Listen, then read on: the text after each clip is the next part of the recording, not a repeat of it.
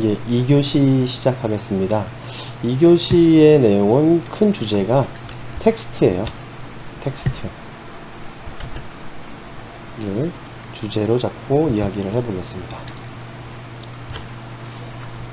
자, 텍스트라고 하면은 뭐 온라인에서 만날 수 있는 텍스트 파일, 예, 뭐 실제 텍스트 파일은 txt 파일은 그렇게 웹사이트에서 자주 만나는 일은 아니지만 기본적인 파일 형식이기 때문에 알고 계셔야겠죠. 그래서 웹사이트에서 저장된 텍스트 파일을 컨트롤하는 방법, 뭐 IETF라는 요 사이트가 하나 있는데, 이런 경우에는 거의 저장 문서들, 즉 발행한 문서들을 텍스트 파일로 제공을 해주고 있습니다. 뭐 인터넷 기술위원회라 그래서 드래프트 문서들을 많이들 제공해주고 있는데, 이런 텍스트 파일을 가지고 와서 우리가 분석하는 일도 보게 될 거예요.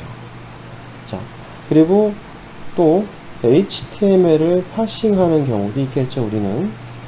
그래서 URL 오픈으로 페이지를 얻어내고 뷰티풀 숲 객체를 반환받고 다시 HTML을 텍스트로 파싱을 해서 만들어 사용하는 경우도 있습니다. 여지껏 우리가 해봤던 기본적인 기초적 상식이고요.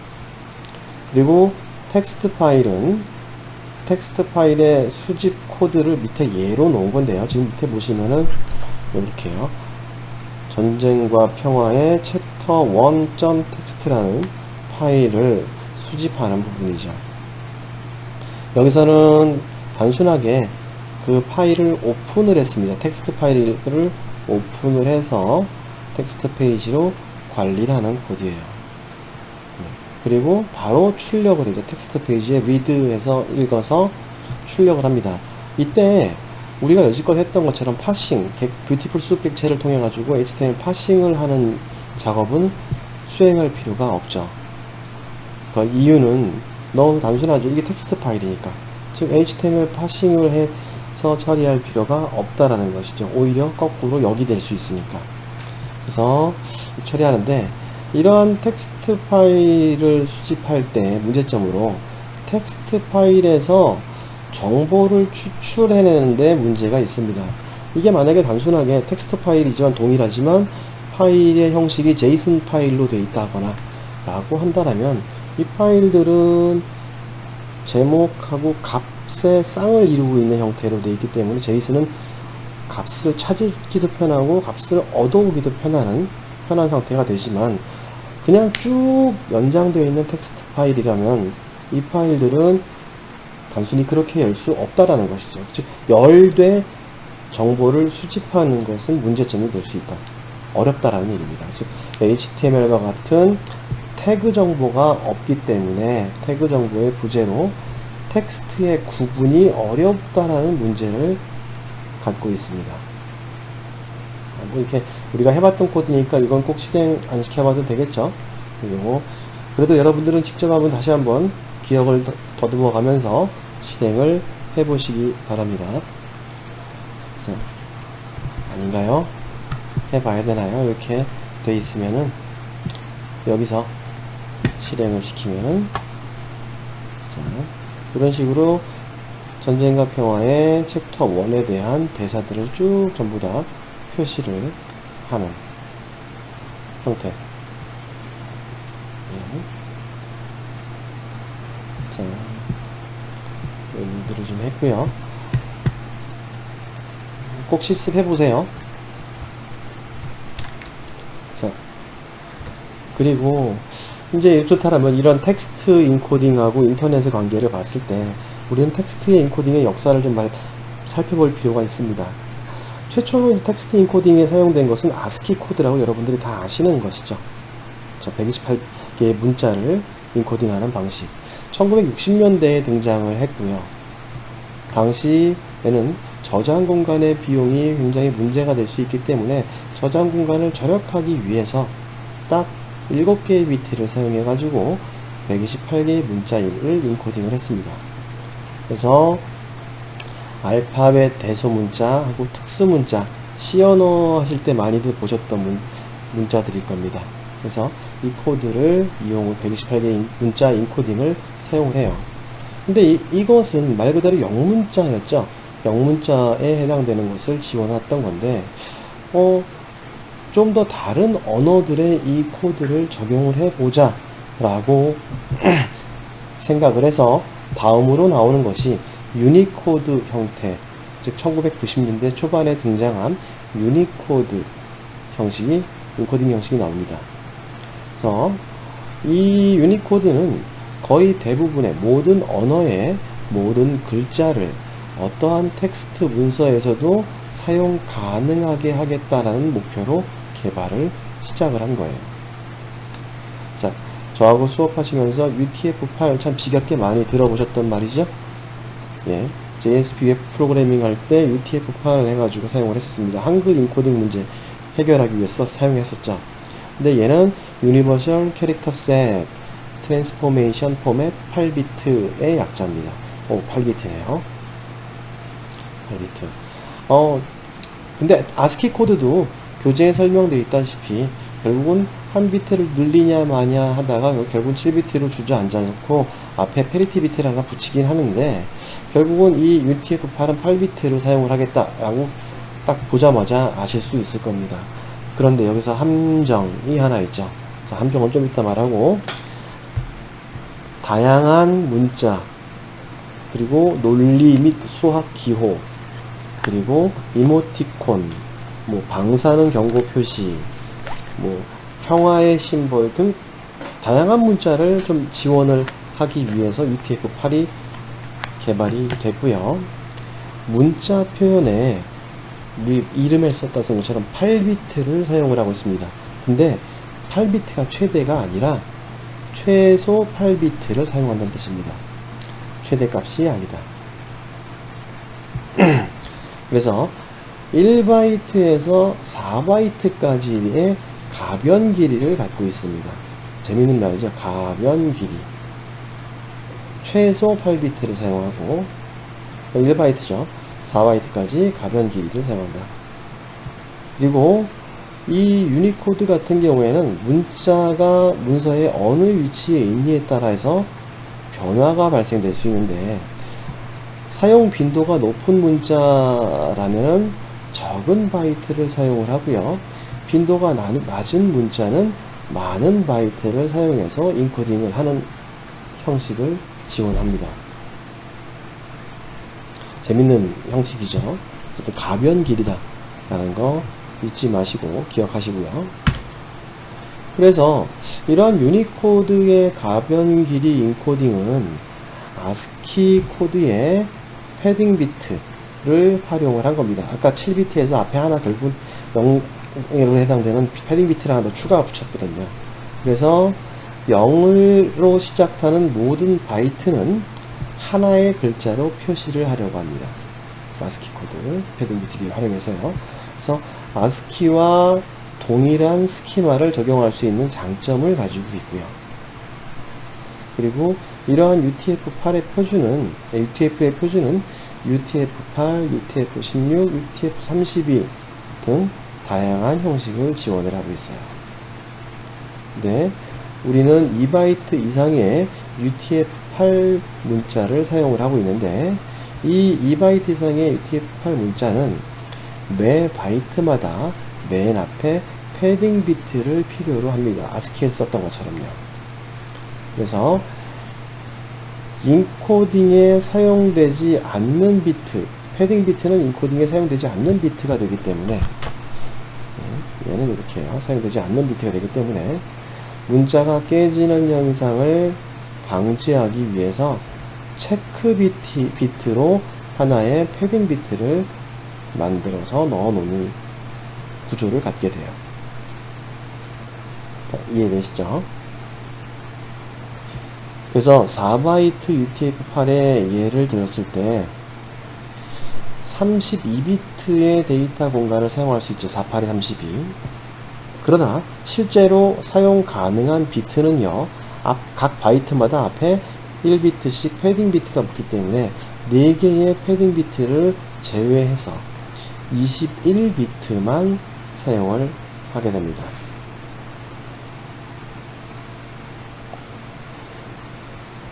그래서 총 209만 7천 210만 개 정도의 문자를 인코딩을 할 수 있는데, 현재는 이 4바이트 UTF-8 인코딩을 했을 때 현재 111만 4,112개의 문자 인코딩을 사용을 하고 있습니다. 예, 요런 내용들은 아마 다른 쪽에서는 듣지 못하던 상식적으로 알아두면 좀 좋은 내용들을 가지고 있죠. 그렇죠? 그래서 문자 인코딩을 하는 방식, 제가 이렇게 설명드리고 난 뒤에 다시 한번 교재에 있는 내용을 한번 읽어보시기 바랍니다.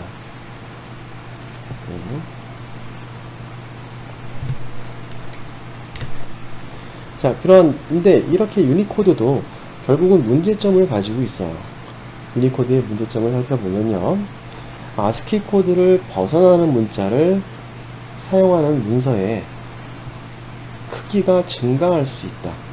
즉, 영문이 아닌 아스키 코드를 벗어나는 문자, 즉 기타 다른 문자를 이용할 때는 문서의 크기가 커질 수밖에 없다. 즉, 문서의 각 글자를 나타내는데 최소 16비트가 필요하기 때문에. 그래서 예를 든 게, 영어 이외의 텍스트 문서를 사용한다라면 영어 이외에는 이 2배 이상 그 문서의 크기가 커진다라는 단점을 가질 수가 있습니다. 왜냐? 최소 16비트를 사용할 수 있기 때문에. 그래서 iOS에서는 이러한 문제 해결을 위해서 각 언어에 특화된 인코딩을 제작을 했는데요. 그게 아래 나오는 8859, 8859-9, 1, 2, 15까지 다양하게 더 있습니다. 그래서 라틴어, 터키어, 독일어, 프랑스어 등등을 지원하는 인코딩을 만들어서 사용을 하고 있어요. 그러나 이렇게 iOS5에서 제공해주는 인코딩 방식을 사용하는 것은 점점 감소하는 추세입니다. 대부분이 다 UTF-8을 활용을 하고 있죠. 그래서 이렇게 ISO 인코딩을 사용하는 것은 조사기관에 의한 자료 같은데 전체 웹사이트의 약 9% 정도를 지원을 하고 있어요. 사용을 하고 있다는 얘기죠. 그래서 근데 이건 무시할 수 없는 부분입니다. 만약에 내가 필요로 하는 사이트의 데이터가 ISO 표준으로 되어 있다 라고 한다면 그 데이터를 정상적으로 읽어올 필요도 있다라는 얘기가 되겠죠. 그래서 사이트를 스크랩하기 전에 인코딩을 체크하는 것은 반드시 필요한 부분입니다. 인코딩을 체크하자. 스크레이퍼한테는 굉장히 중요하다는 얘기가 되겠죠. 자, 그래서 이렇게 인코딩을 한 예제를 보고 있는데요. 소스코드도 실행 결과도 보여준 겁니다. 근데 이 문서를 읽은 것은 말 그대로 러시아어를 해당되는 인코딩을 파일을 가지고 오는 경우에요. 아래쪽은 이제 파이썬으로 실행한 거고요. 우측에 있는 것은 웹페이지 브라우저에서 해당되는 페이지를 읽어본 거예요. 근데 읽을 수가 없죠. 예. 이런 글씨는 알아볼 수가 없습니다. 이런 문제, 인코딩의 문제가 발생이 됩니다. 그래서 기존 코드의 동작에선 말 그대로 파이썬에서 영어 텍스트 이외의 일부 다른 언어에서는 문제가 발생된다는 것이죠. 그래서 파이썬 동작에서는 보시게 되면 아래 코드입니다. ASCII 문서로 읽었을 때 UTF-8의 인식에 대한 문제가 발생할 수 있고요. 브라우저에서는 물론 파이썬은 ASCII 문서로 읽으려고 할 거예요. 그리고 브라우저에서는 ISO 8859-I로 읽기를 수행을 해야 되는데 이 또한 우리가 표시하는 UTF-8로 인식하는 문제가 발생하기 때문에 양쪽과 같은 문제가 일어난다는 것이죠. 어떤 문제인지 이해되시죠? 이런 문제점들은 스크레이퍼한테는 꽤 큰 문제가 될 수가 있습니다. 따라서 좀 해결을 해보려고 하는 건데요. 해결 방법만 딱 단순하게 보면 금방 답은 나와요. 여기처럼 위에 있는 코드처럼 여기서 UTF-8이라고 명시를 한다거나 아니면 이런 형식으로 UTF-8로 명시를 해서 사용을 하면은 얘 또한 읽어오는데 문제가 되지 않아요. 러시아어 같은 경우도. 즉, 첫 번째 것은 코드가 UTF-8을 명시를 해서 사용을 하자. 즉, 프린트해서 출력을 할 때. 자, 두 번째 방식은요, 파이썬에서 뷰티풀 숲을 이용을 해가지고 적용을 하는 코드입니다. 그래서 보니까 똑같이 오는데, 프로그램 랭귀지라는 부분을 읽으면서 뷰티풀 숲 객체로 이제 파싱을 하죠. 파싱을 해서 BS 객체를 만들어내고요. 그리고 BS에서 find div의 MW 컨텍스트의 텍스트 부분을 읽어옵니다. 일종의 메타 정보를 읽어오는 것이고요. 그리고 UTF-8로 처리를 하고요. 그리고 UTF-8 본문 읽어와서 UTF-8로 디코딩까지 해서 해당 페이지를 보려는 것이죠. 자, 이해되십니까? 그래서 모든 웹사이트에 UTF-8의 적용에 문제가 발생될 수 있다. 즉 9%의 웹사이트에서 사용하는 ISO 인코딩 문제가 발생이 되고요. 텍스트 문서의 정확한 인코딩 방식의 판단이 불가능하다. 즉 올라가 있는 텍스트 파일이 무슨 파일 인코딩으로 이루어져 있는지는 판단하기가 쉽지 않다라는 것이죠. 뭐 예를 들어서 뭐 특정한 로직을 삽입해 가지고 코드에다가 그것을 읽어낼 수는 있겠지만 그렇게 해도 잘못된 경우를 발생시킬 가능성이 다분히 있습니다. 그래서 이 방식은 좋은 방식이 아니게 되겠죠. 그렇죠? 그래서 HTML 페이지에는 거의 모든 것이 메타 태그가 포함이 되어 있는데 이 메타 태그에서 캐릭터 셋 아마 많이 보셨죠? UTF-8 우리 JSP 할 때 계속 봤던 부분입니다. UTF-8로 되어 있는지를 확인을 해서 이 인코딩 캐릭터 셋을 확인하고 그거에 맞추어서 스크레이핑을 진행하면 좋겠다 라는 얘기고요. 그래서 해당 태그가 미포함된 경우 또 자주 있거든요. 즉 이런 메타 태그에서 캐릭터 셋을 표시를 안 하는 사이트도 꽤 있어요. 그리고 이럴 경우에는 문제가 발생될 수 있습니다. 그래서 웹 스크레이핑을 할 때 국제적인 사이트에 관심이 있는 경우거나 그럴 때는 메타 태그를 확인하는 것은 필수 과정이다 라고 말씀드릴 수가 있습니다. 그래서 위에 있는 이 코드를 실행을 시켜보면요. 네. 자, 인코딩에 해당되는 부분인데 글씨가 좀 커야겠죠? 네. 키워서 너무 키웠나? 실행을 시켜보면요. 일단 지우고 자 여기 러시아어입니다. 텍스트를 그냥 읽어내면은 지금처럼 누가 봐도 알 수 없는 형태의 인코딩이기 때문에 이렇게 표시가 될 거예요. 이유는 얘는 ASCII 형식으로 읽으려고 될 거예요. 네, 문제가 된다. 그래서 다시 또 다른 방법으로 UTF-8을 명시를 해서 스트링에 텍스트 페이지에 리드를 할 때 UTF-8 형식으로 읽어오겠다라는 명시를 해서 처리를 하면은 예, 지금처럼 물론 이것도 우리는 알아볼 수 없는 말이지만 이거는 인코딩 된 문서를 디코딩 하는 데는 문제가 발생되지 않는다라는 것이죠. 그렇죠? 이렇게 인코딩을 해서 결과를 추출해낼 수 있다 라는 얘기고요. 자, 그 다음에 볼 것은 뷰티풀 숲 객체를 이용을 해서 자, 랭귀지 팩에 해당되는 부분을 그냥 사이트에서 읽어본다라면요.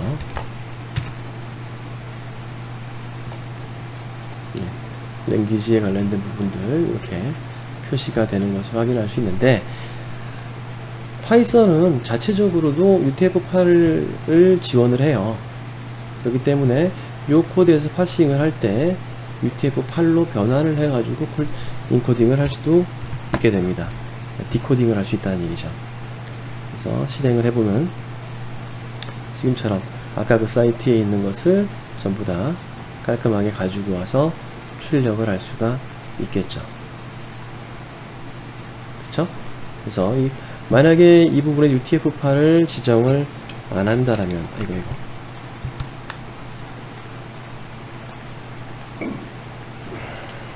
이 부분 UTF-8로 안 하고 바로 컨텐츠를 프린팅 한다라면요.